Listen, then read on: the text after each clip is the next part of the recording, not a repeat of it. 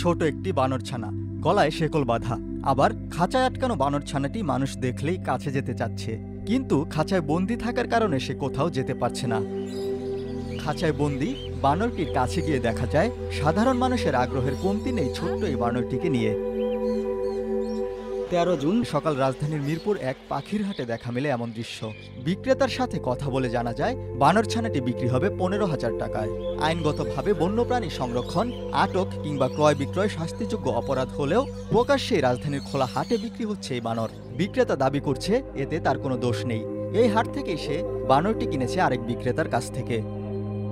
সকাল থেকেই দরদাম চলছে বানরটির।